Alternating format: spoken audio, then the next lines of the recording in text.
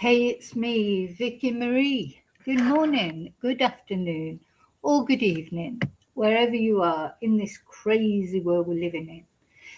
So, I had a couple of days off from streaming. As you know, a friend of mine died last week and just completely knocked me for six because I just, although I knew she'd been ill over Christmas, I didn't realise, I think, just quite how ill she was. I think she was sort of keeping that from me a little bit.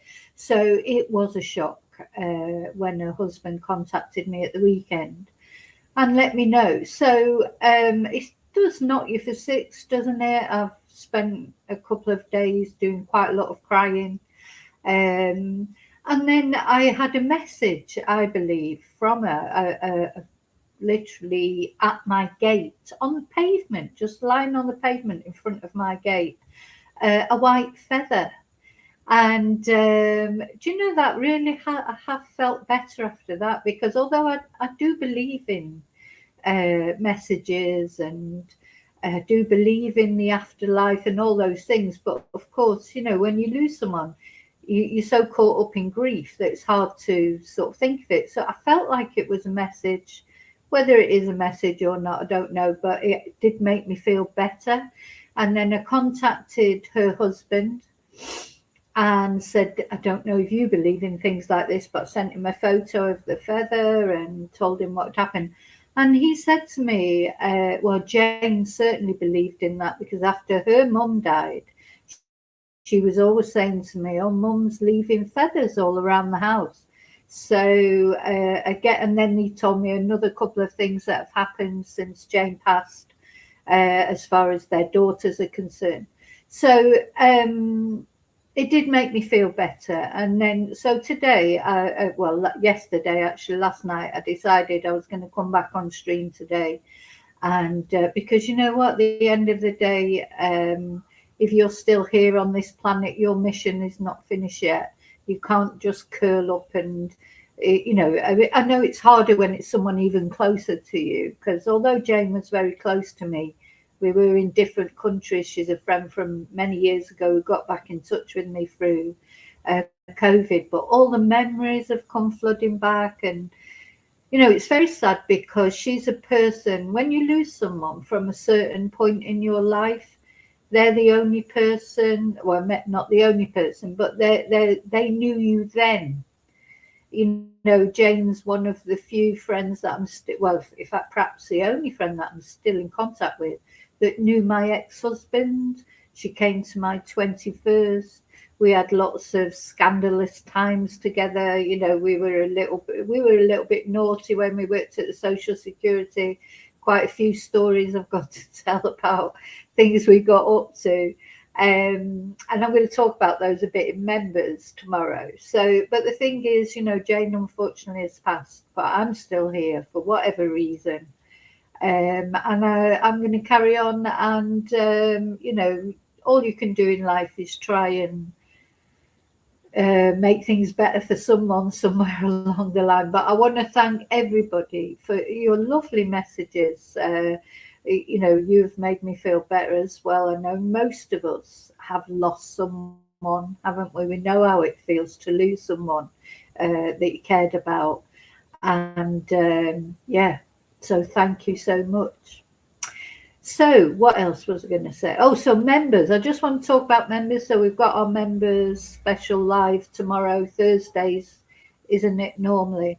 So, I've been thinking about members for the new year, and what I'm going to do is 4 members lives a month, as usual. And but I thought, what am I going to talk about? Because sometimes, we talk about all sorts of things, don't we? Apart from just normal chit chat in members. Because obviously members is more personal because there's less people in there. So we talk about personal things, but also I think every week what I'm going to do, I'm going to talk about at least one unexplained mystery. Oh, I've been researching. I've got some brilliant ones for you. I almost want to put them all in one video, but I'm not. I'm going to do them individually. So tomorrow night in Members Live, I'll be talking a little bit about Jane. I wanted to talk about Jane a little bit and tell you some of the things we got up to. which are a bit naughty. But you've got to remember I was only 19, 20 at the time. And also, I'm going to talk about some unexplained mysteries. Well, at least one, depending on time, how time goes. So every week in Members, I'm going to talk about unexplained mysteries there's all sorts, but it could be UFOs, it could be, no, they don't call them anymore, I can't even remember what called UFOs now. We're going to talk about ghosts, we're going to talk about visitations, we're going to talk about just things that have happened that nobody can explain. And that's what we're going to do in Members. So if you like an unexplained mystery and you want to come in and join the gang on a Thursday, please join. The other thing I want to say, of course, are my thank yous. Thank you so much to everybody who watches, who likes, who subscribes. Special thank you to my members, of course. And a special thank you to those of you who've bought me Ko-fis or sent super stickers. And thank you for those who've got on back into, my mission is to buy a new computer. I've got a goal on my Ko-fi page if you want to contribute towards buying a new computer, because the other thing that happened in the new year was my computer just gave up the ghost. So on a laptop, which is maybe, it's okay, but it's okay. At least I can do the streams. But it's a bit laggy, it's a bit slow, and I'd like to get a new computer. Now, probably, actually, I was thinking about it, probably only need a tower rather than because maybe my screen would still work. It's not the screen that's broken. So, yeah, and anyway, I've got to look into it, but that's what I need. Thank you for those of you who've contributed already. I appreciate it so much. And yeah, I'm going to get back into sort of trying to get that organised. So here we are. If you're watching this live, it's the 21st of January 2026. It's been a shit year so far as I can see. Having said that, there have been some positive things, and I know that whatever,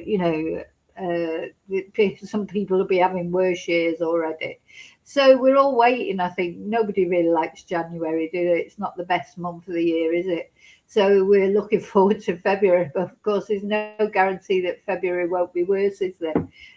But anyway, you have to just live in the moment one day at a time. You never know what's going to happen. So there you go. Okay, so yeah, thank you so much, all of you that have contributed in any way towards my channel, whether from watching, from liking, or everything. I appreciate all the support of my channel. So hello, you lovely lurkers. Hope you're all okay. Hope you miss me. I mean, I was only gone for a couple of days, but it's nice. It's nice because I know people.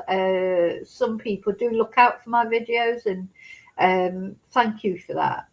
I know from the emails that you send and the messages, that makes me feel good, and it makes me want to do a video. When I'm not really feeling like it for whatever reason. That's knowing that people enjoy them for whatever reason. Sometimes I don't understand why people would want to listen to me going on, but they do. So thank you. Hello to Replay Crew. Thank you so much for watching. And I'm going to come into the chat now and say hello to those of you who are brave enough to come into the chat. Right, let me just turn my banner off. There you go.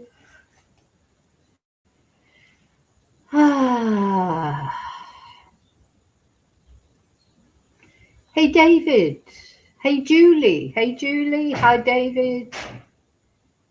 Hi Daniel. Yep, happy Wednesday. Hi Bluebell, thank you so much. Hi Westside. Or Skits, yeah. Okay, so we're going to talk about a couple of things in this video. Two things, basically, two cases that we've been following. First of all, I'm going to talk about the John George case. Do you remember the John George case? This is a Spanish case. This is a guy from Northern Ireland who was out in Spain on holiday and was brutally murdered, disappeared, went missing. All his poor family came over. They were looking for him all over Christmas and New Year. Not this Christmas and New Year just gone. It was the one before, I think, wasn't it? And, you know, it was very cruel because not only they were having to look for their son, who they knew, their son, their brother, their friend, who they knew was likely to be deceased because they had been told that he was dead. So they were looking for a body. They weren't even looking for their, you know, they knew they were looking for a body. But even worse than that, they had been told the complete wrong place where the body was. They'd been given all the wrong information. They searched fruitlessly. They were never going to find him where they were searching. This is in the Orihuela Costa area of Spain, in southern Spain. They were never going to find him where they'd been told he was. He was nowhere near that. He was, you know, miles away, really, from there. And eventually he was found by the Guardia Civil. It's not clear whether somebody said where he was finally or whether the police themselves found him. But he was found. And gosh, you know, this family, they even had a search team over from Northern Ireland, a professional search team. You know, they tried their very best to find John, and they had no chance of finding him because they were looking in the wrong place. So anyway, there's been a couple of developments, not so much in the case, but in the alleged perpetrators of this murder. And, you know, but now there's been a massive development, and we're going to talk about that first. And then after that, we're going to talk about Michael McKe, who is the alleged murderer of Monique and Spencer Tepe. We're going to have a look at his latest mugshot. We're going to have a look at his Bumble account because he apparently was on dating websites, which a lot of people are these days, of course, nothing wrong with that, after he and Monique Tepe split up. But more importantly, we're going to talk to, we're not going to talk to, but we're going to listen to a lady or a girl that actually went out with him and says he was what a lovely guy he was. You know, what was, you know, if he really was he one of these people that can just hide it so well? Because, yeah, she says he was such a nice guy. She's got nothing but good things to say about him. So what happened? You know, that then he went off allegedly, or, you know, likely that he did. I mean, let's face it, even though it is allegedly, you know, there's already so much evidence mounted up against this guy that it doesn't seem likely that anybody else did it. You know, he was in the vicinity, he was on CCTV, he had a grudge against Monique.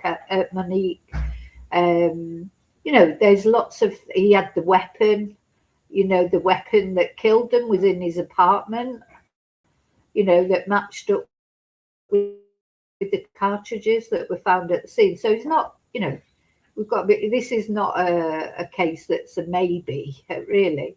It's just a question of the police really sort of getting everything right and, you know, getting everything, what's the words I'm looking for? Getting all their ducks in a row, doing it properly without making any mistakes, isn't it? It's really just a case of that. So that's what we're going to talk about second, after I've just told you about the developments in the John George case. And, you know, as far as Michael McKe is concerned, we're going to ask ourselves again, why did he do it now? Because he'd been separated from Monique so long, 7 years. Their divorce, 2017, their divorce was finalised. You know, what prompted him to do it now? How did he get in? That's another thing. And don't forget, he drove 5.5 hours to get to this house to kill these people. So it wasn't just a whim, it was planned. And it was a long drive. He had many opportunities to turn around and come back. And he didn't. He drove all that way, somehow got into the house. So that's what we're going to talk about next. Hi, Lily Paulie. Yes, Julie, we need to say a little prayer actually as well, don't we? Because I was going to do a video about the train crash in Spain, and I may still do that, but there's still details coming out. There's been this terrible train crash in Spain where at least 41 people have died. And there's more information coming out all the time. So I'll probably wait until we've got, because we don't really know what caused it yet. Some sort of derailment and one train crashing into another, the high speed trains. Terrible, awful. So we will look at that in a future video, definitely. But yeah, prayer for all the victims and their families. So that's going to have huge repercussions, isn't it? And it's awful because the train services in Spain are so good. I mean, I've been on that, not on that particular train, but on that the company. They're fabulous trains. I mean, really, so what happened? Anyway, that's for another video. So let's look first at this new development in the case of, I mean, it's not really to do with the John George case itself. But basically, the wife of one of the people that is in the frame for the murder of John George. Now, what we have to remember is, the John George case, we haven't had the trial yet. So nobody's been found guilty. Everyone innocent until proven guilty. And let's put this. Oh, why is that not showing?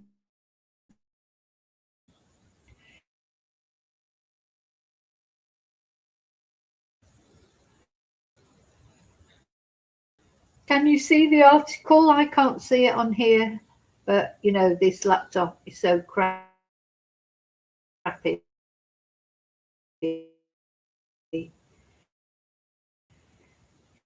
Goes so slow. Everything is so slow.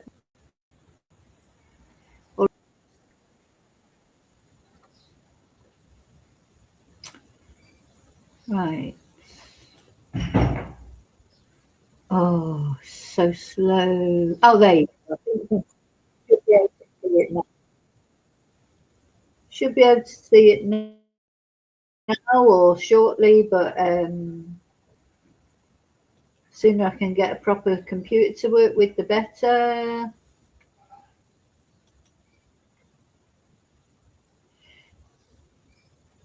Okay, you should be able to see it now. Yeah, you can see it now. I can see it up on there now, so if it hasn't come through to you yet, of course, there's always a little delay between what I'm actually saying and when it comes up on the on your thing, but you should be able to see it now. Anyway, if you can see it, which I hope you can, so let's go back to this story of John George. Now, John George, a lot of people might come on and say so or make comments. John George, he was not an angel. He was not an angel.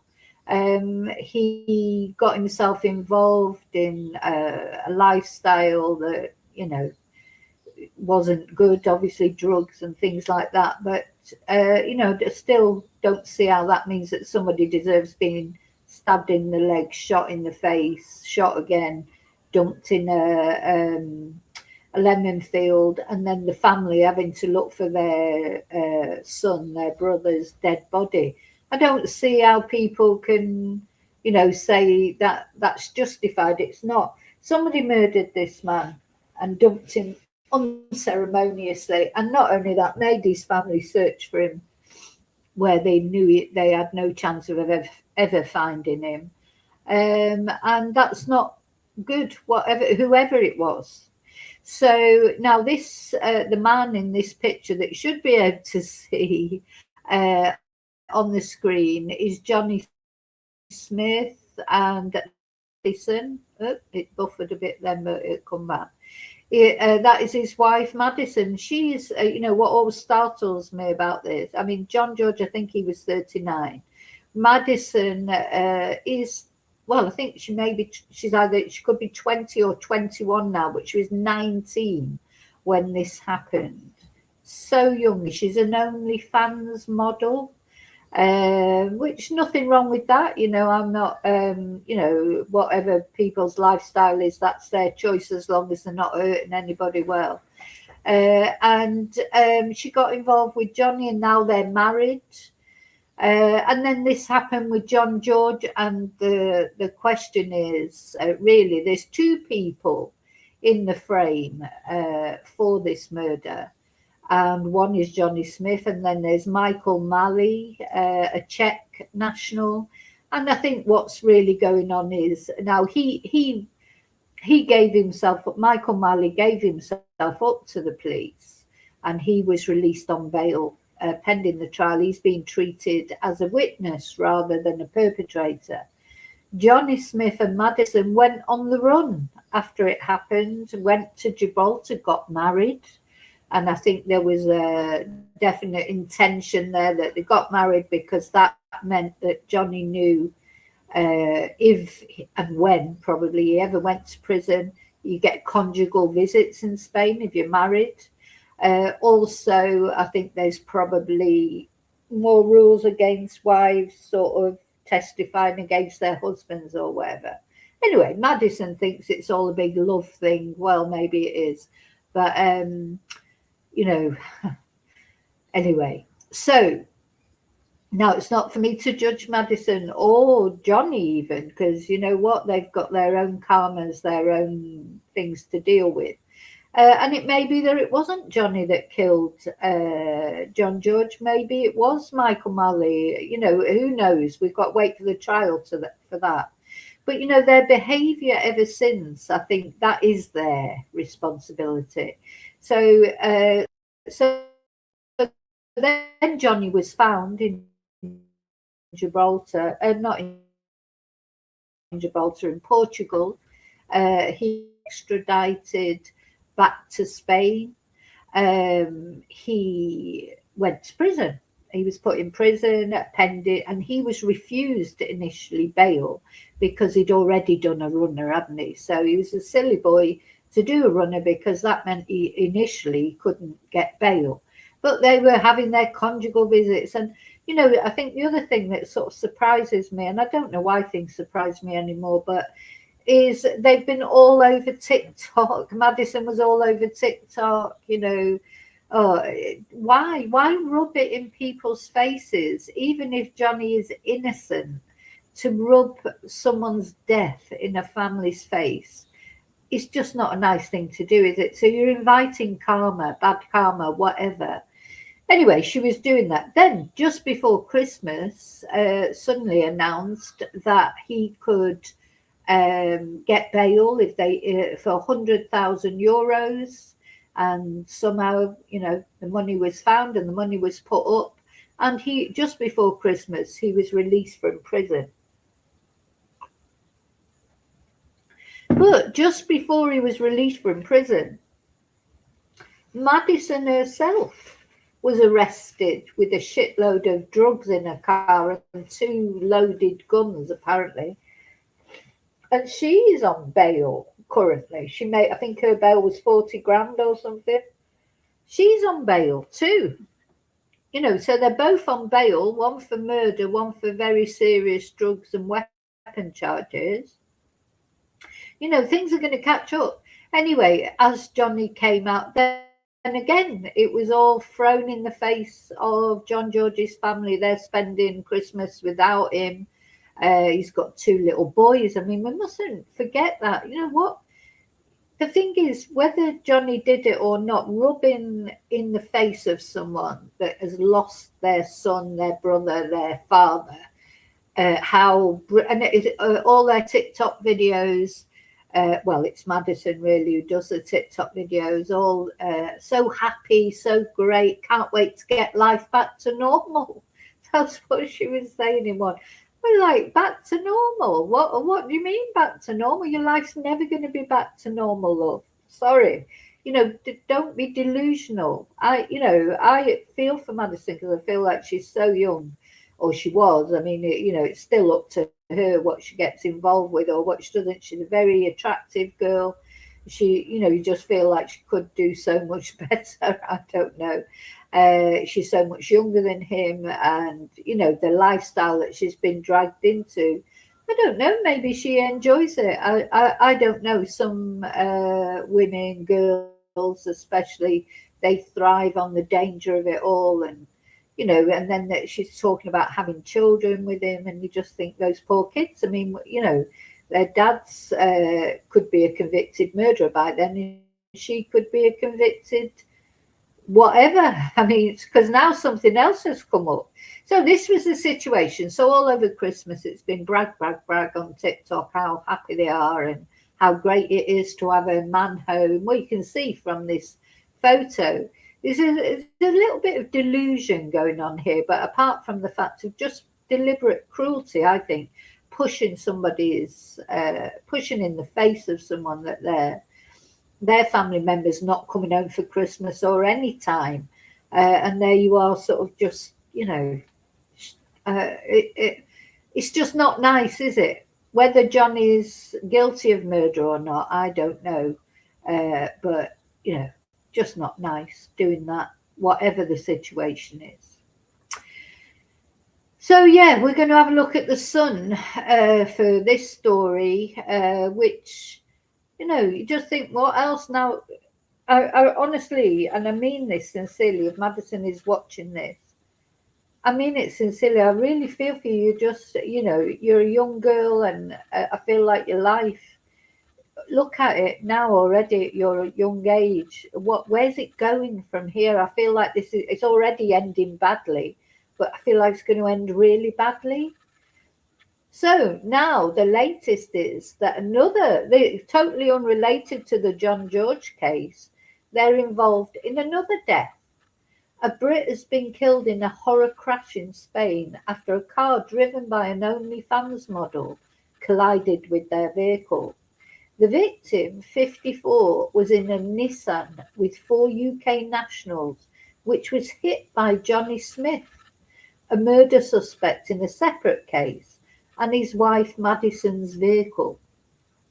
So I think Madison was driving this very high-end vehicle. We can see what pretty girl she is. She's a very pretty girl. The 22-year-old brunette who was reportedly driving a BMW at the time of the accident is now being investigated on suspicion of manslaughter, according to local media. Oh my God! So we've got Johnny, who's waiting for his trial for murder. Now Madison's already waiting for a trial for the drugs and weapons offences, and now she's being investigated for manslaughter. This just gets worse, doesn't it? So the Smiths were understood to be unharmed in the collision, which occurred around 7 p.m. on Friday on the A70 in the municipality of El Campello near Alicante. The Nissan Qashqai smashed into a central reservation crash barrier after being hit from behind by the vehicle she was driving, local reports claimed. Now that sounds then, does it? Thing is, if she crashed into the other car from behind, it's her fault. You know where it is. That's the law, isn't it? If you go into the back of another vehicle, it's your fault, because you should be far enough. It don't matter if they stop suddenly. it's your fault because you should be far enough behind the vehicle that you have time to stop. The you know what it's like if you're on the motorway. There could be an accident, or a big lorry, or anything could happen that cars slow down. You've always got to be aware. So it sounds like maybe she was not concentrating properly. Didn't Now the thing is, in Spain, and I think driving's, there's a lot of accidents in Spain. I don't know if you know, that's notorious for car accidents, and there's a few reasons for that. The reasons being, there's not so much traffic around generally, so you can get up, which I don't, but I used to maybe, but now I'm ever so careful because I've heard so many horror stories. If you're a person who likes driving fast, Spain's definitely a good place to come to because you don't get stuck in traffic so much. And also, of course, the sun is in your eyes a lot. I've talked about this on stream, haven't I? I mean, the sun probably wasn't out then, because it was 7 p.m. It said, so maybe it was dark. I don't know the circumstances, but it sounds to me like she was probably making a bloody TikTok video, because she makes TikTok videos in her car. But she was distracted, I think, by the sound of it. So she's gone into the back of this car. The car's gone into the crash barrier, and one of the people have died. The 54-year-old guy, British national, has died. Now, apparently, he wasn't wearing a seatbelt. So here's a lesson to us all to wear our seatbelts. I'm the world's worst for seat. I mean, I always wear a seatbelt if I'm on the motorway or anything. I'm a bit naughty sometimes, just going around my little village and that. I don't put my seatbelt on. I hate the seatbelt because I'm quite short. It seems to cut right across, and like choke me. I hate seatbelts, but if I was on the motorway, I certainly would wear one. But if there was a lot of them in the car, maybe he didn't have a spare seatbelt, or maybe he's just, I don't know. We don't know. But just a little lesson to people, of course, to always wear your seatbelts. I think what made me because I'm old enough to remember when you didn't have to wear a seatbelt. So when you suddenly had to wear one, I resisted it for quite a long time. But as I say, if I was on a motorway, I would always wear one. And the biggest reason I would wear one now, because a doctor was on some radio program I was listening to sometime, and said he had an ambulance driver, a paramedic, and said they had never taken anyone dead out of a seatbelt, which was interesting. Normally if people died in car crashes, it would be someone who was not wearing a seatbelt. So, that stuck with me when they said that. So I thought, oh, that's interesting. So apparently this guy wasn't wearing a seatbelt, and maybe he would have survived if he had been wearing a seatbelt, or maybe not. I don't know that. I suppose that'll all have to be decided. So, but at the end of the day, this is a fatal car crash, and here's Madison again. I mean, how death is following this couple around. There's like a pile of bodies building up behind them, for all different reasons. So apparently the victim was reportedly not wearing a seatbelt and was flung from the vehicle and pronounced dead at the scene after emergency responders arrived. It's currently unclear if he was a tourist or he lived in the area, because, of course, a lot of British people live in Spain, whether he was on holiday or whether he was, actually a resident in Spain, we don't know. So this comes after Belfast dad of two, John George, was found dead in Rocales near Torrevieja after he missed his flight home last January. So he didn't miss his flight home in January. He missed his flight home, I think it was in the December, wasn't it? November, December. And then his body was found in January. So 2 months his family were looking for him. 2 months. And all over Christmas and New Year, not, as I say, not this last Christmas and New Year, but the one before, they were searching for their brother, their son, the father of those two boys. Johnny and Madison didn't give a shit. basically. So, they've invited so much bad karma on them. I honestly would say to Madison and Johnny, to be honest, think about the legacy you're leaving behind. I know Madison's, you're so young and you won't be thinking about going into the next life. But, when you go into the next life, you're going to be fucking scared because what legacy are you leaving behind? You've got to sort yourself out, especially if you want to have kids. So Mr. Smith was named in international arrest warrants issued by Interpol at the time of John's disappearance in December 2024. He was later extradited to Spain after being found in the Portuguese city of Bragas. So, yeah, and now I'm sorry, but I also would say, this is sort of almost a result of him being bailed as well. They gave him bail under very strict conditions and €100,000 bail deposit or whatever. But, maybe this accident wouldn't have happened if he wouldn't have been released, because maybe Madison wouldn't be driving all over the place. I don't know. Or maybe it was inevitable that something was going to happen. So Mr. Smith is one of two men under investigation over John's murder alongside Czech national Michael McKe. He was told he could leave his detention cell last month after paying his £87 bail, so that's €100,000. And the latest reported crash also comes after Mrs. Smith spent 10 days behind bars in September. Cops pulled over an Audi A5 Cabrio and discovered nearly a kilo of crystal meth and 30 grams of cannabis resin inside. I think there were guns as well, but I'm not sure about that. She paid £17,000 bail to get out of jail on September the 19th as part of a conditional release, but remains under a police probe. I mean, how many police probes are this couple going to invite? Mrs. Smith was then arrested for this is the second time, over another completely unrelated case, when police found two loaded pistols in a car she was driving last month. I mean, how thick have you got to be? So the police are watching Madison and Johnny, I expect. They'll be watching them. She's going to get pulled over every 5 minutes because, well, she's very distinct. They know who she is. She's distinctive. I wouldn't be surprised if she's even, got someone watching, being tracked or whatever.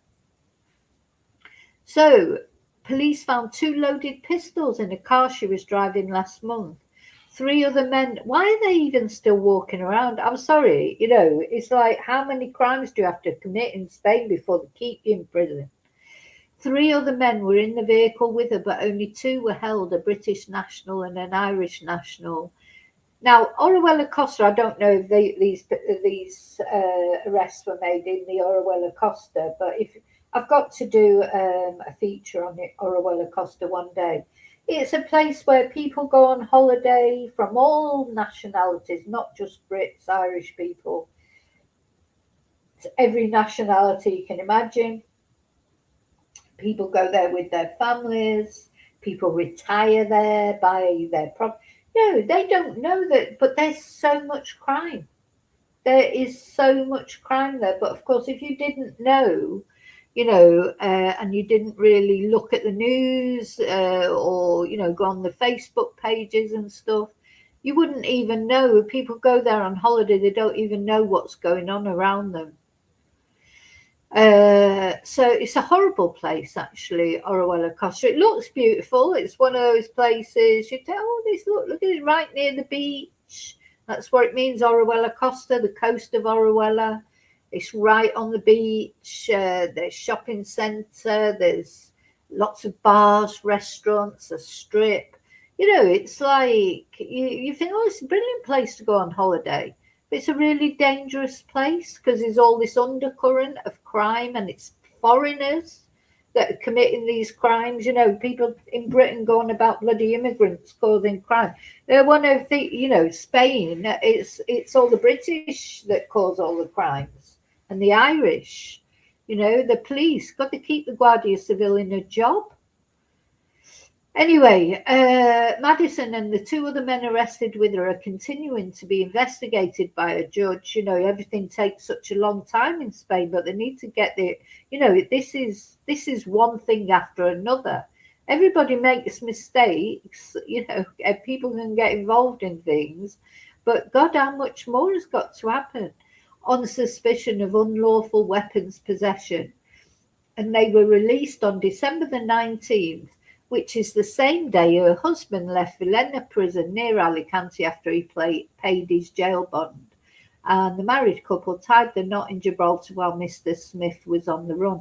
They're like Bonnie and Clyde, aren't they? I don't know. So here's Madison, yeah, loads of TikTok videos she does.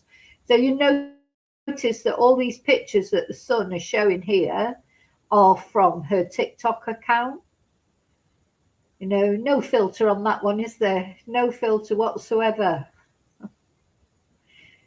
But do you know, I'm not against her for making TikTok videos. This is what young girls do these days, isn't it? You know, they go all over social media. That's that's a normal thing. But when you look at the background of what's going on, oh, can't wait for life to get back to normal. You sat there with an alleged murderer, and now you're being investigated for manslaughter and the drugs charges and the weapons charges. Goodness me, it's like Bonnie and Clyde. So, no formal charges have yet been laid against either Czech national Mali or Mr. Smith because in Spain, suspects are normally indicted shortly before trial. When is this bloody trial? Last April, Spanish Civil Guard officers confirmed that John had been shot dead on December the 14th, 2024, and announced they had completed their investigation into his murder. It's so weird the way it works in Spain. I just don't understand how, if they've completed the investigation, why are these people walking around? Or are they just going to blame each other? I've got this horrible feeling it's going to be Mali's going to be saying Smith has done it, Smith will be saying Mali's done it, and then, what will it's all on the judge in Spain. So that's it. That's what you have to remember in Spain. The judge has so much power. So God knows what the judge is going to decide. So a full spokesperson said at the time, the Civil Guard has completed its investigation into the disappearance of a young Irishman in December 2024 following the arrest in Braga in Portugal in April and the subsequent extradition of the alleged material author of that man's homicide. The victim's body was found around 2 weeks after his father reported him missing. I think it was a bit more than that, wasn't he? He wasn't found 2 weeks later, was he? Well, it was at least a month. Anyway, police went on to say the suspected killer, although they have never officially named him. He left the country in a hurry with his girlfriend, even abandoning his 2 pet dogs at his home in Orihuela on the Costa Blanca as he sought to evade capture. And the Civil Guard requested the issue of a European arrest warrant for him and the cooperation of other police forces through Interpol, and he was located in Portugal on March the 25th, 25, and extradited to Spain on April the 3rd. And here we are on the 21st of January, and we still don't know when the actual court case is. We've not had as far as I know, we've not had a date. So yeah, I wonder if Madison will be on TikTok talking about that accident. Really, if she was a bit sensible, she should stay off TikTok. Just leave it. Wait and see what it's not. People. It just looks even worse. Rubbing it in the faces of John George's family. And now there's another man who's died whose family is going to rub it in their faces as well. So these are the pictures that have been out on TikTok. I just don't understand why you have to rub it in someone's face. He could be innocent for all I know.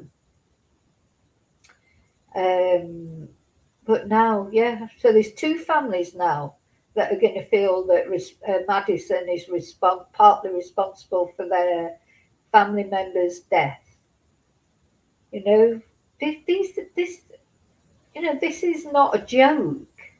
These are people that are deceased. They're never coming back. Their family have lost them. Their friends have lost them. I just don't understand how you can revel in it like that. Honestly, I don't. And I just don't understand. But there you go. So that's that situation. I thought I'd let you know about that. As I say, it's sort of unrelated, really, to the case of John George in a way.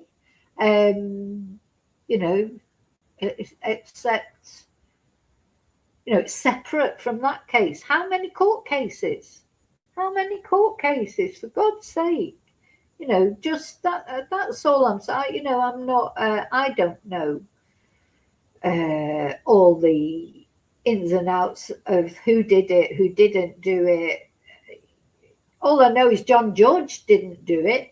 He didn't shoot himself, he didn't kill himself, he didn't drag himself to that lemon grove. So somebody did it. And if they didn't do it, then they need to say what they know about the other person, then, don't they? Cooperate with the police. Uh, so there you go. So it's sad. It's sad that not only obviously for the family of John George, not only for the family of the poor man who's died in the accident, it's sad for them as well. I do feel it, especially Madison because she's so young. But I'm sort of running out of that sympathy that I felt because I feel like she's got another way she can go, or maybe she can't. Maybe she's too entrenched in that lifestyle now. Maybe you can't escape from it. I don't know. But all I would say is just please don't rub it in to people. If you're innocent, you're innocent. But rubbing it in, it's just not a good thing to do. And you are inviting bad karma. You are inviting bad karma. And it looks like you're getting it, to be honest. And if you don't want any more, I would try and, I don't know, there's got to be a way of extricating yourself, or at least, I don't know. I don't know. But anyway, I wanted to tell you about that. And my sympathies go out to the family of the guy who died. He's probably got kids, maybe, has he? Or grandchildren, maybe even, if he's in his 50s. And of course, my sympathies, as always, go out to the George family because, John is definitely not coming back, is he? Okay, so that's the first thing I wanted to talk to you about. So now we're going to talk about the Tepe case. Oh gosh. So, for those of you, there may be some of you that don't know. Oh, don't forget, I'm going to be splitting this video into two at the end and releasing it separately. I didn't do much waffle, to be honest. I did a little bit of waffle, didn't I, at the beginning, but not that much. But I will be splitting it because these are so opposite cases. So we've got John George, who of course was from Northern Ireland and he was murdered in Spain. And now for this case, we're going all the way over to the good old USA, that poor country at the moment. Anyway, I won't get into politics. I'm just in the parallel universe as far as American politics are concerned. So we're going all the way over to America, to Columbus, Ohio, which is where Monique and Spencer Tepe were murdered in the early hours of the morning, where somebody, allegedly Michael McKe, let me put up the, I'm going to put up the thumbnail because it's got a photo of Michael on it and also Monique and Spencer. So Monique and Spencer Tepe, they are the most important people in this case because they are the victims, of course. Oh God, this computer's too slow, so slow. I can't bear it. Uh, Come on. Why is it not showing me? Yeah, can't. I can't. I can't. What am I doing wrong? Maybe I'm. Hang on. Let me see. Maybe I was pressing the wrong button. Yeah.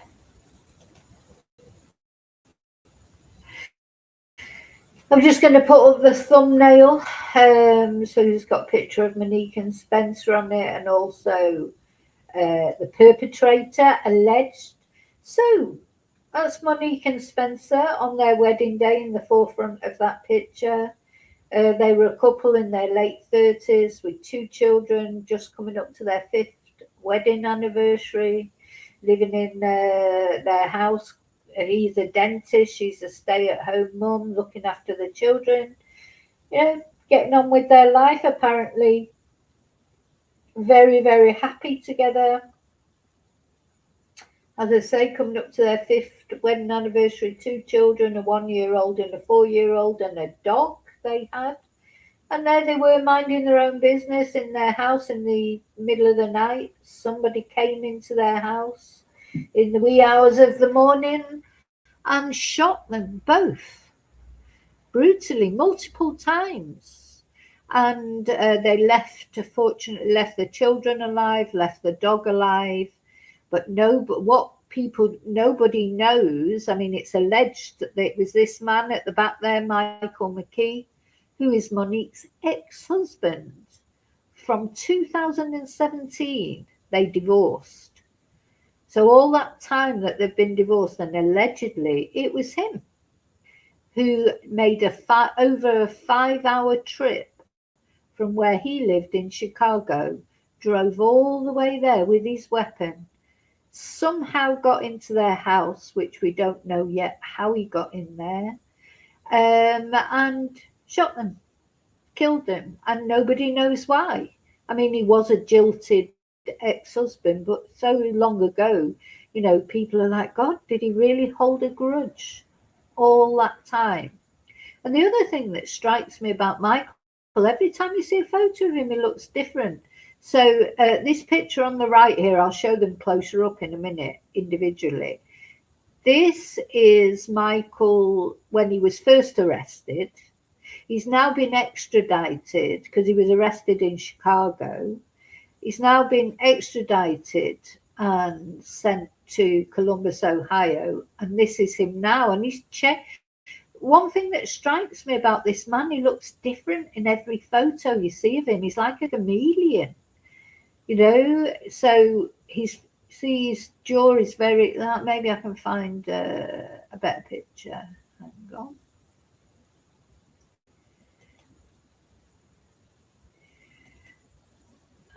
I did download a photo of him.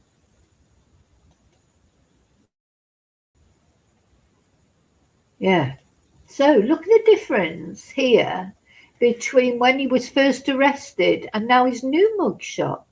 Looks completely different. Look how big his face is there.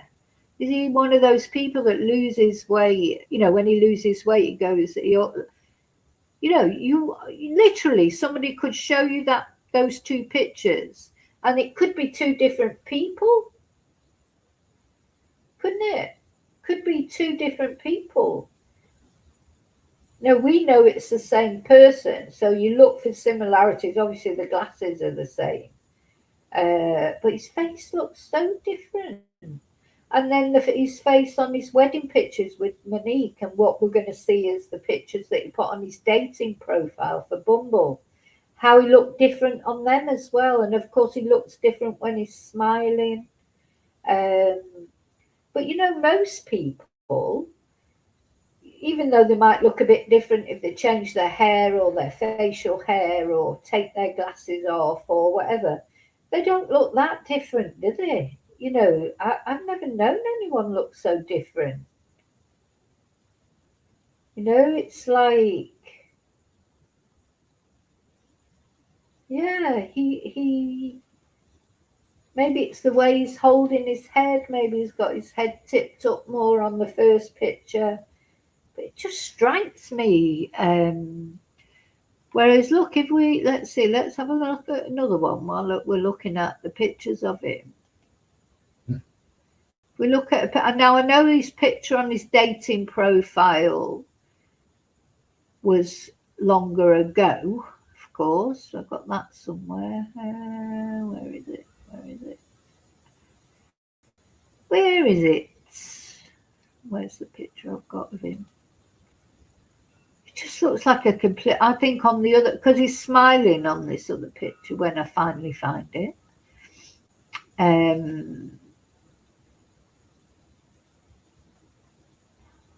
Just I think I could show you a million pictures of me, either from this year, from last year, from 10 years ago, from 20 years ago, from 30 years ago, and I look exactly the same. You know, just a few more wrinkles. My hair changing. You know, I'm always changing my hair, but you know, I've never known. Some people literally are like chameleons, aren't they? They look different. Where's that other picture I've got? I've got a picture of him. Well, this is a picture when he got married to Monique, and I know it's quite a few years ago.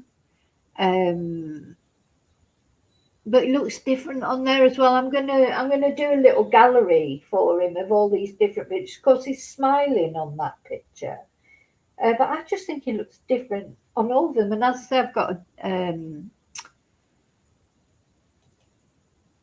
I've got a picture of him off Bumble, which he looks completely different again. So relaxed. Well, we'll see it anyway with the article that we're going to look at. I've never known a person look so different on every single photo of him. He could be a different person. I'm sure if you show, can't find it now, but we'll see it in a minute. Bit of a chameleon, isn't he? Bit of a chameleon, which makes you wonder: is it because he's like maybe he's a little bit different personalities? You know, and sometimes that shows in people's faces, doesn't it? People can look unrecognizable sometimes when anger takes them over, or mental illness, or you know. So I don't know. It strikes me as a very chilling person. But so let's have a look. What we're going to look at now. Let me put some. Just going to put some windows down. Yeah, let's have a look at the dating pictures of him.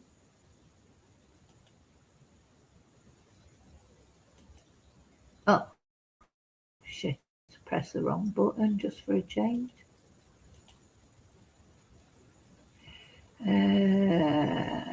Yeah.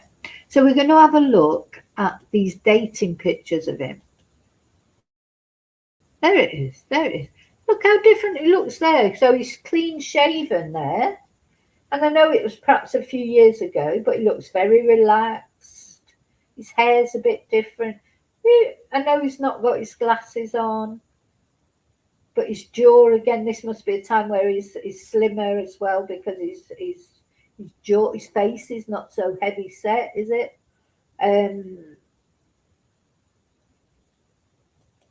Just ever seen anyone look so different on all their photos?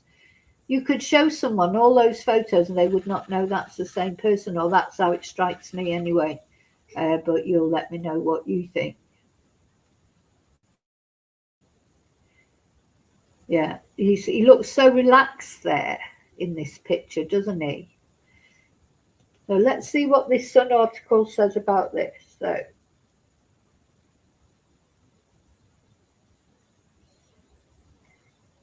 chilling details about a surgeon accused of killing his ex-wife and her new dentist husband have been unearthed from his dating profile.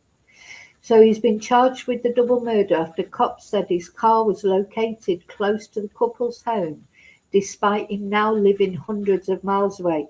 And I think we cannot, so this was his profile on Bumble, we cannot underestimate how far this man travelled to murder these people. This was a determined act. It wasn't a crime of passion or a psychotic rape I don't think. Because all that time to plan it, to drive up 5.5, 6 hours to get into the house somehow, to take, well, did he take away some of his cartridges? Because 3 cartridges were found there in the flat. I'm wondering now, sorry, in the house. I'm wondering now, did they go under the bed or to places that didn't see them? Because it's now being said that both Monique and Spencer were shot multiple times. So there were only 3 cartridges found. So that's why everybody presumed that someone was shot twice and that the other one was shot once. But did he take away the other cartridges? And this guy, although he's supposed to be intelligent, 'cause he's a surgeon, a vascular surgeon, he's a thicko because not only he had the gun still in his house, he had multiple weapons in his house when the police went to his house. One of which is the gun that was used in the crime. I mean, how stupid can you get? I mean, in his 5.5 hour drive back home, he could have disposed of that gun, couldn't he? But why did he keep hold of it? Did he really think the police would have no idea it was him?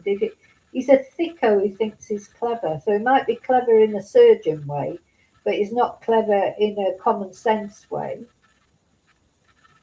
Yeah. See, at the end of the day, if you were a single woman of his age and you were looking on Bumble, for a date or whatever, he would look attractive, wouldn't he? He's a good-looking guy. He looks nice in that picture, doesn't he? He's got this Michael, 32 at the time, vascular surgeon, Ohio State University. Well, you'd look at him and you think, well, he looks quite nice with his nice jumper on, and he looks quite broad and fit, and yeah. And he, part of his profile, he said, "I'm lucky to have work I find meaningful and increased free time for new things. Currently trying hot yoga." That would put me off him because I hate yoga with passion. So, yoga, I know it's good. And people who do yoga, it's brilliant. I just don't like it at all. I don't know why. I just don't. So that would put me off him because I think, well, I hope he might want me to go to yoga with him. So not going. Anyway, way less flexible than I recall. Planning a trip itineraries to make use of global entry, and I hopped on an electric motorcycle. Haven't died yet. Well, sorry to be brutal, but it's a shame you didn't die, to be honest, because if you would have died, those 2 people who deserve to be alive would still be alive and be able to be parents to their children. And talking of which, here they are,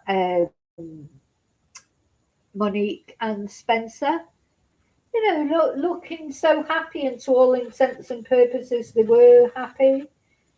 In the beginning, you couldn't help but think maybe there's more to this because they always did look happy on all their photos and that. But as we know, like Madison and Johnny Smith, people do look nice on their happy on their social media pictures.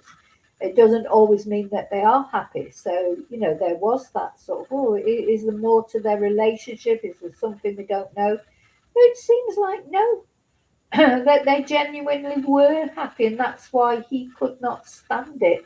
So he had all this brooding evil inside him, and I still think the wedding video. Yeah, I bet he watched that wedding video many, many times, and just hated it because they looked so happy. So graduate degree, socially, never smokes. Drinks socially, never smokes. Children want someday. So, of course, he had no children. Maybe he thought he was never going to have any, but he was only 39. I mean, for a man, that's young, isn't it? Men can go on at Rod Stewart and all these geriatrics. They go on having kids forever, don't they? So, he wasn't too old to have children. He was only 32, of course, with this. But even when he got to 39, he still wasn't too old. His interests: art, design, basketball, football, skiing. And there he is again, looking different. Look at him. Looks so different when he's relaxed and smiling. He could be a different person. Maybe it's the glasses that make the difference. I don't know. But I've never seen a person who looks so different on every single photo that I've seen of him. Yeah, it does look a bit like Max Headroom, Bluebell. He does, doesn't he? Yeah. But not so much. So he has got a square jaw and that, but it just seems more relaxed. It looks massive on that first picture. So I've cycled from the Pacific to the Atlantic, went to the full 8-second rodeo, and drank water when I was thirsty. So he called himself Mike on the profile. He shared pics of himself socialising with friends. Wonder what they make of it all.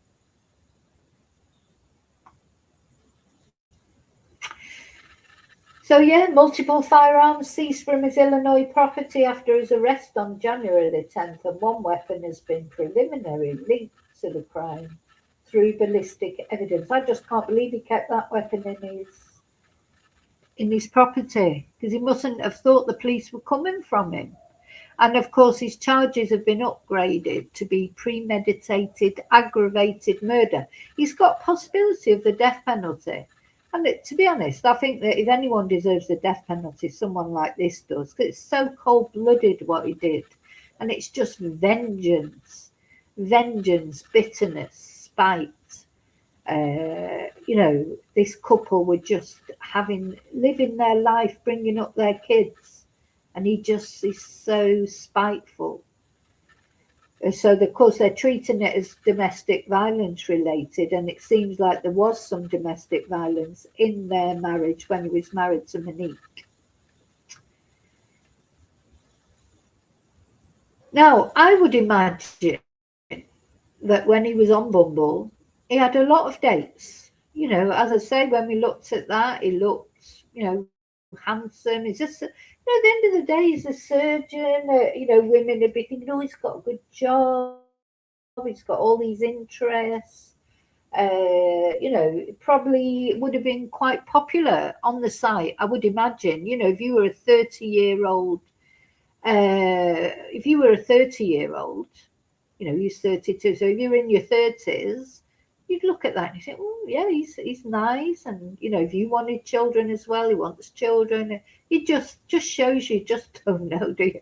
You go on these dating sites, you have no idea about the real person. Of course, you don't know that even if you meet someone in a bar. I mean, dating sites are the way that people meet nowadays. And Monique and Spencer met on a dating site and it worked out for them. Well, until he got involved in it. So, this is the modern way that people meet. And literally, you could go to a bar, a pub, bump into someone, you don't know anything about them. The only time you know anything about people is if, they're friends of friends or, stuff like that. And even then, you don't really know what's happened in their previous relationships. And that's very worrying, really. Anyway, so we're going to look at a woman talking on TikTok, a woman who did go out with him, and she had nothing but good things to say about him. He was so nice. This is the other thing, isn't it? That is scary. Monsters, murderers like this man, they're not gibbering wrecks covered in tattoos and, that say, I am a murderer across their forehead. They're not, they're normal people. That this woman that we're going to look at, she thought he was lovely. Yeah, really nice. So let's have a look what she had to say. So I saw this. I just have to tell my source. This is on the Survivor podcast. He shared it, but I think it's her actual TikTok. I'm not sure, but anyway, I'm giving the credit to Surviving the Survivor podcast. And this girl is his alleged ex-girlfriend, talking about when she went out with him briefly. And she got nothing but good things to say about him. I was floored. So just wanted to hop on and talk a little bit about the whole situation. So I dated him around the end of 2017 through a good chunk of 2018, I think. So what I remember of him is he was just like a Now, just let me say, so the end of 2017, well, he split up from Monique. Well, they divorced in 2017. I think they'd already been separated for a year, but they split up in 2017. So this woman has dated Michael when he first got divorced from Monique, and she said he was lovely. So what's happened in the meantime? Who knows? nice guy. Like he was quiet, introverted, which there's nothing wrong with that. He was a general surgery resident at the time where I was doing my residency as well. And he was really nice. Like there was no issues with him. He was always kind and respectful with me. I've been over his house. It's pretty crazy that you never know someone. But long story short, he did tell me a little bit about his divorce at the time. So, and again, I want to preface this with this is his side of the story. I just want to say, I'm going to play this again just all the way through, but I just want to comment on it this first time. She'd been to his house. Now, bear in mind, now the police are saying he had multiple weapons in his house. Oh my God. So you just think she's been there in his house. Did he have guns all over his house there? I mean, that's it. You just don't fit. And I know what you're saying there, David, about dating sites. But it's not only dating. You just don't know. You could meet. I could go out tonight. There's so many bars and restaurants in this area. You don't. What's the difference? All it is people do it in their homes now. They look through dating sites, but you've got to really do your due diligence when it comes to meeting new people. Yeah, I almost think you should do a bloody background check on them before you get into certainly before you go to their house or whatever. She's been in his house and he's got multiple weapons in his house. When you go back to someone's house, you have no idea what you're walking into, do you?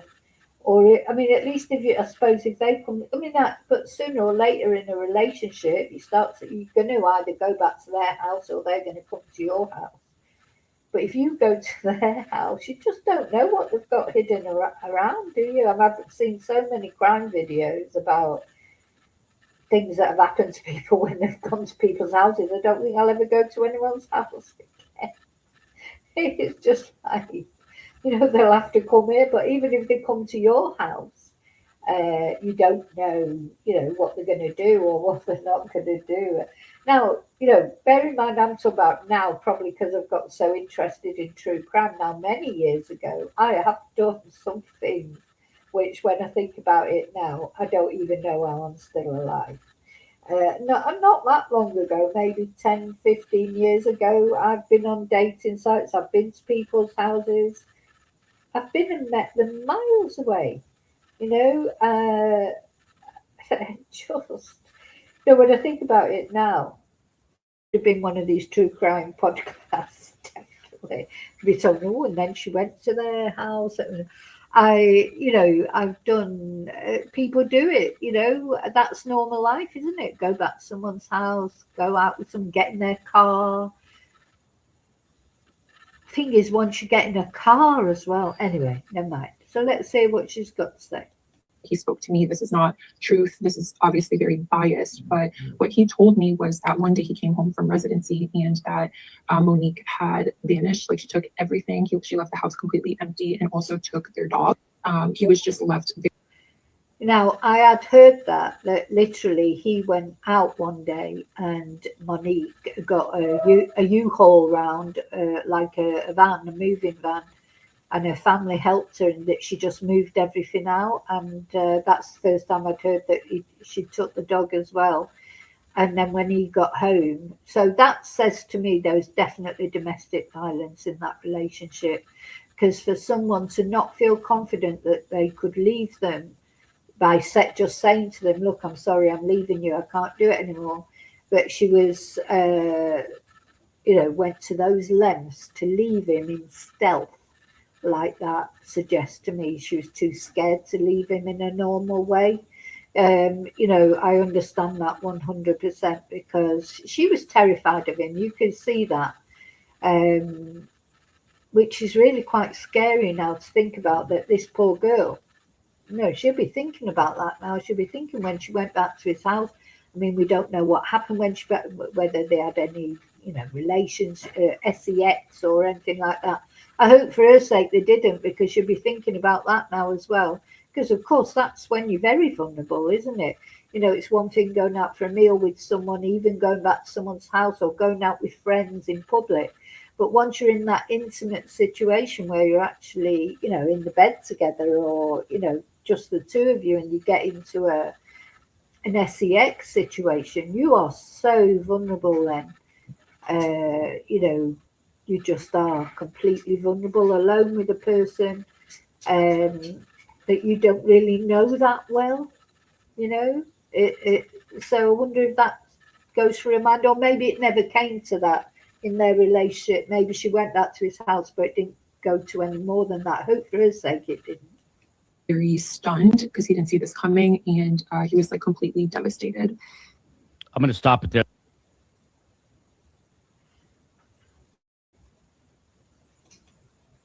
So, yeah, I know what you're saying, David, but I've dated off dating sites, and that's why when you first meet them, you do meet up with them. You know, you don't just jump from seeing them on a dating site to marrying them. Then you have to talk to them on the phone first. And my recommendations to people, and I've had some brilliant dates on off dating sites, and I've had some really bad ones. I've never had a one where I felt really. The only one that I ever felt a little bit worried, but I never got in their car. I always met up with people in a bar or a cafeteria. Quite often, my friends would be there as well. But obviously, the person I was meeting didn't know that. And if I started to feel safe with them, then I would, you know, because yeah, you have to get that. You get more of a vibe when you meet someone face to face. Until you meet someone face to face, you don't know exactly how you feel about them. So what I would do, my friends would come to the bar and they'd sit up at the bar, and I'd be sat with whoever it was I was meeting, and I'd be messaging my friends saying, "Oh yeah, he's quite nice. You can come over now," or whatever. I've done that many times. And as I say, only one that I ever felt really did feel uncomfortable with. I won't go into the details. Maybe one time on the members, but just the way he was talking was inappropriate. Seeing how we'd only, I think we had met a couple of times. We'd been on a couple of dates. Just didn't like the way he was talking. Just felt, and he was trying to get me to get in his car.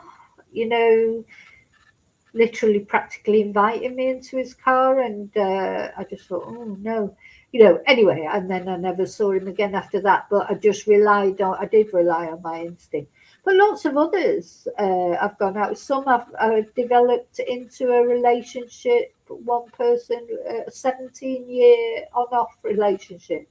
Um, you know, so you do meet a lot of nice people as well online. And at the end of the day, whatever anyone says, that's the way people do it these days. You know, young people do it. But yeah, I would always advise meeting them in a public place for the first few times. You know, you have to get to know them a bit. You have to. So I literally know people who have never met their person that they say they're in love with, or whatever, and they're like, well, you've never met up with them because they live in another country or something. I mean, that's ridiculous. How could you be in love with someone you've never even met? You know, you've got to meet them. But I think for actually initially meeting people, I think dating sites are fine. But I think you obviously, when you get into, you have to. The other thing I'd always recommend to people is meet up with them quickly. Don't get into a long. You don't want a bloody year-long chatting relationship online, because then when you meet up with them and it all falls apart, you think, God, I've just wasted a whole year of my life. You know, so meet them pretty quick and get your thoughts then. But yeah, because you know what, people get into bad relationships wherever they meet people.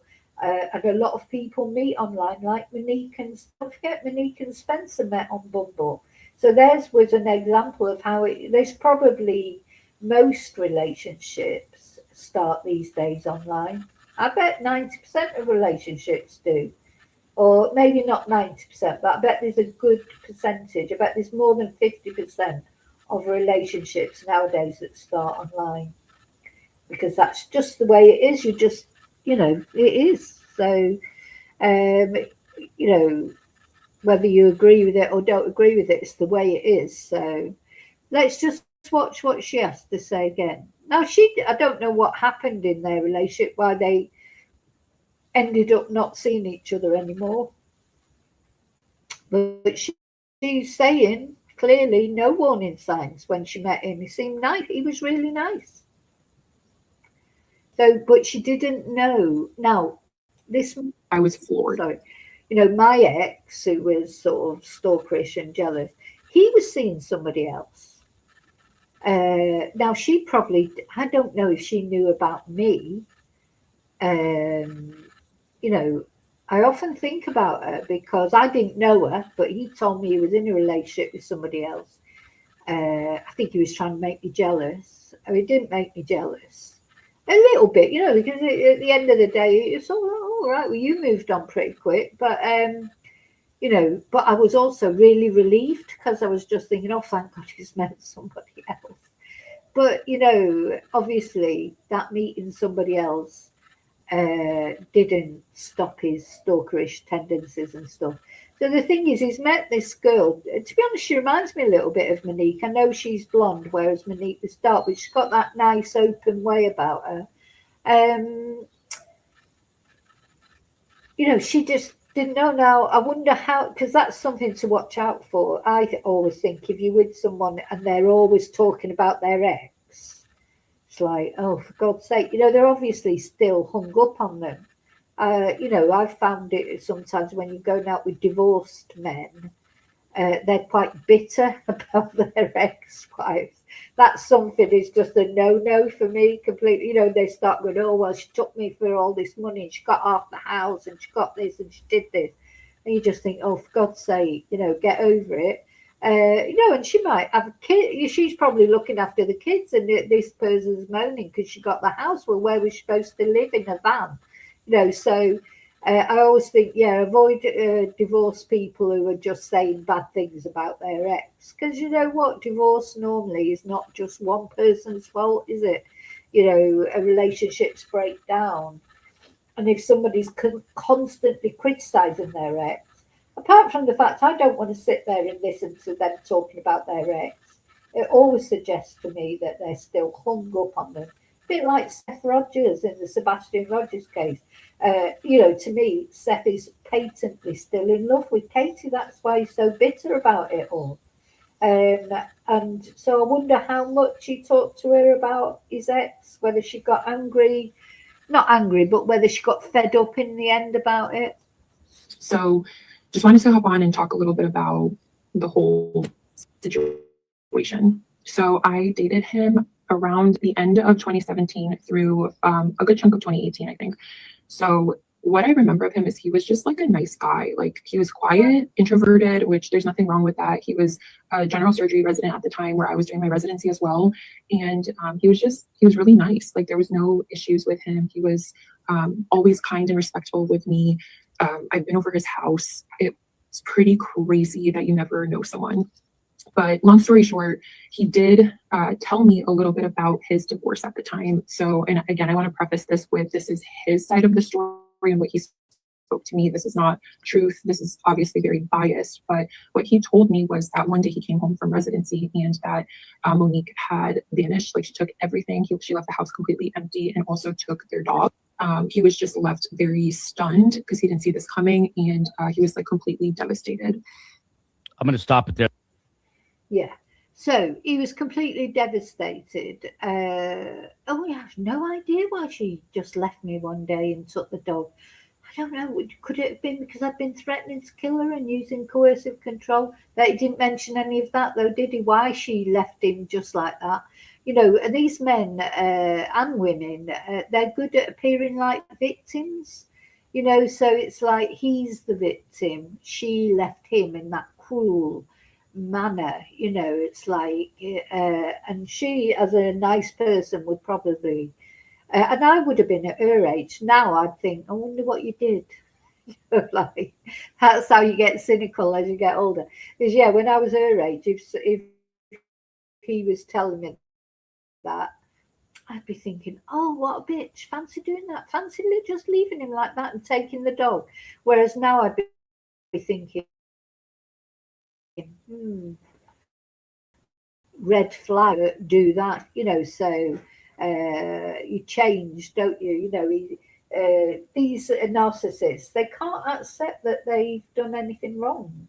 You know, nothing. Like most people say, oh yeah, you know, none of us are perfect, are we? You know, none of us are perfect, and we've all done things that we wrong things, or you know, most of us would look at a relationship and think, yeah, I shouldn't have done that, or I shouldn't have done that, or even we'll take guilt on about things that we didn't do, you know.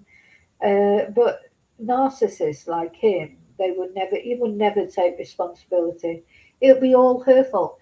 Or he'll have been going around saying to people she was mentally ill. Probably that's what they do as well, isn't it? They go around saying, "Oh, there's something wrong with," another thing they do is blame it on the family, don't they? Oh, the family's a bad influence. They had it against me from the beginning. You know, those kind of things. That's the other thing that they do. You know, it's just what people do, isn't it? People can't take responsibility for things that they do wrong, generally, especially narcissists like him. So anyway, I just wanted to show you that because I did think it was interesting that she said how nice he was. You know, you just think, oh my God, you know, these monsters, they literally walk amongst us. You've got to be so careful because, you know, you just don't know with people. People that seem nice jobbers, they're quite handsome. He looked on those pictures when he was relaxed and smiling, laughing and joking, animal lover, you know, all those good things that you would look for. Look, you know, if you were that age looking for a partner, you know, wants children, you think, God, on paper he's like, you know, he's the ideal man, isn't he? Or, you know, not far off it. And then he's a murderer inside. Because you know what? He will have been thinking about killing Monique for years, I think. I don't think he's just suddenly thought, I'm going to kill her. Apparently, he threatened to kill her many times while they were married. So he's held that inside him all that time. And there's something has triggered it off finally. You know, whether it's that claim against him, you know, malpractice claim, maybe it was the court case being sort of wrongly rescheduled, maybe it was catching sight of the wedding video. Now, I did notice in the wedding video, Monique's made a comment saying, oh, about all those rivers of tears she's gone through to find Spencer. And she went to say a bad relationship, but she changed it at the last minute and said a bad relationships.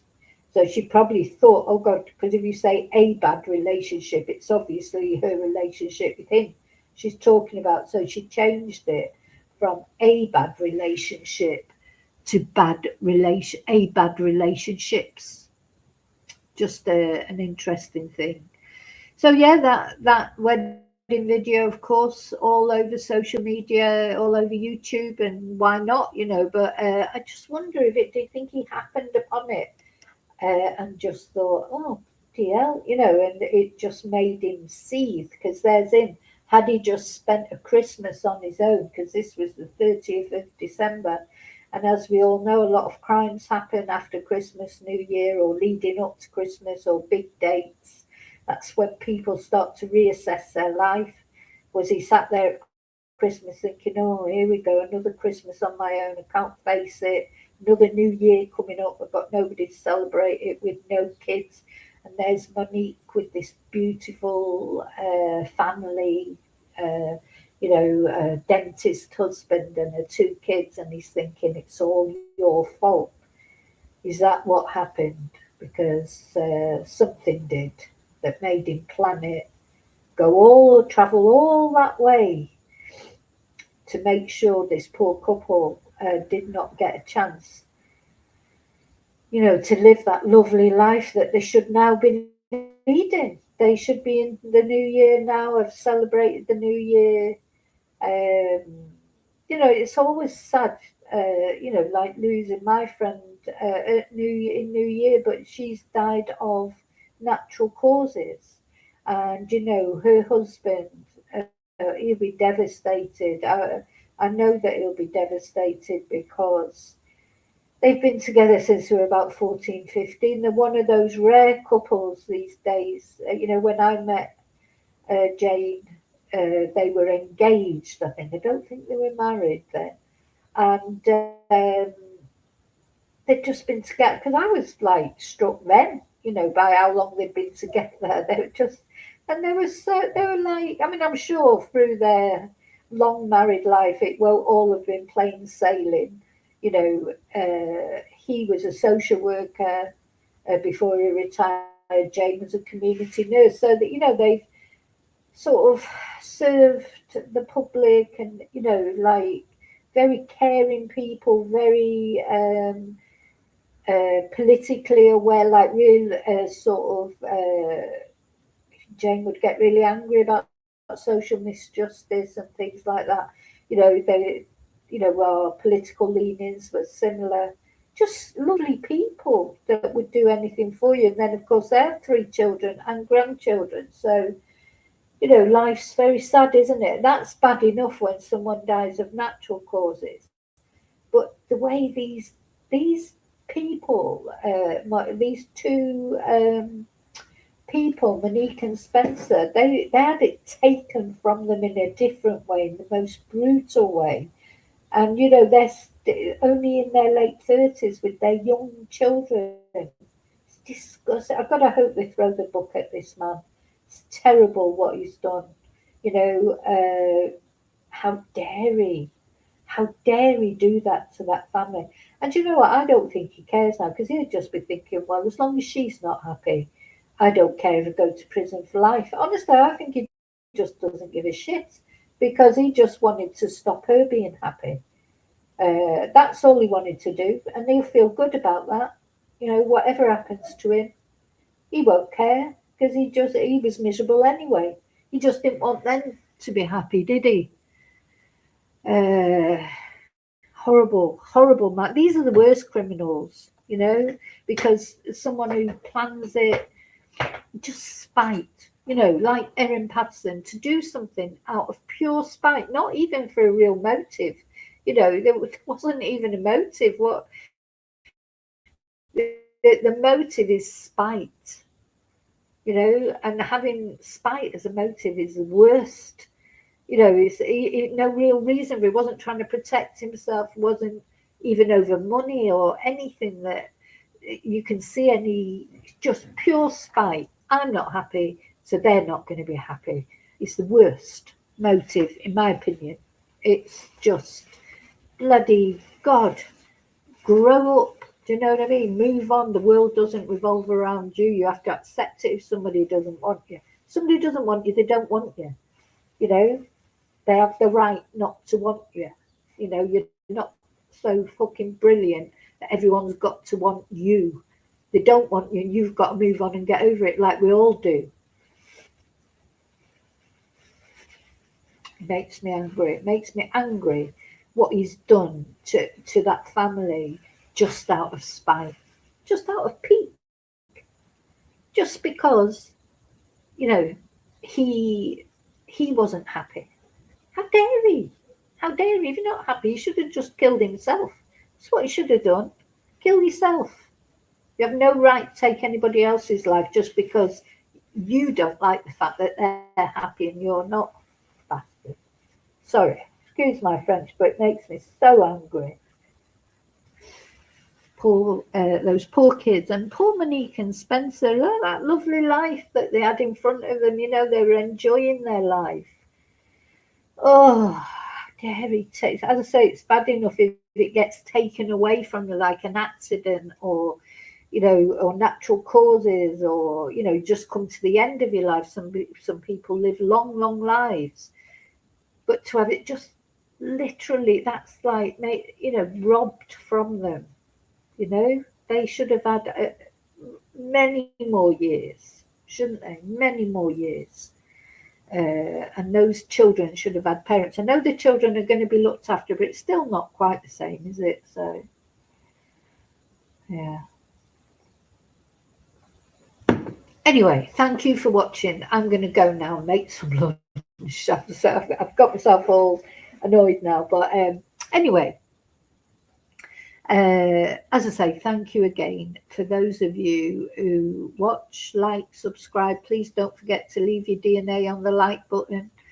Don't forget to subscribe if you're not already subscribed. Those are completely free ways you can help my channel. If you want to help a little bit more, you can become a member, of course, and we will have our members live tomorrow, where we're going to talk about unexplained events. I've got some really good stories, well, true events apparently, to talk about that you may not have heard of before. So I'm trying to look for sort of more obscure, unexplained events, and I'll be talking a bit about Jane, and I think I'll be talking a little bit about what we used to get up to when we worked together in another life, and yeah, also you can buy me a Ko-fi. That's on my, I need to put up my Ko-fi banner. Thank you to those of you who've already bought me a Ko-fi, because I'm trying to get a new computer. So I've got a goal on there. Did it come up yet? Yeah, you can buy a Ko-fi from €3. If you're in a position to help, thank you so much. And thank you to those of you who've already helped. I really appreciate it. So I won't be back tonight because I'll be watching The Traitors. But tomorrow I will probably be around. I'll probably do a live. I mean, there's still lots of things I want to talk about. That I'd like to talk about the Beckhams. Anyway, that'll be tomorrow now. And if anything else comes up, of course. So thank you so much for watching. I'll see you really soon, as always, in the next video. And until then, as always, may your God go with you.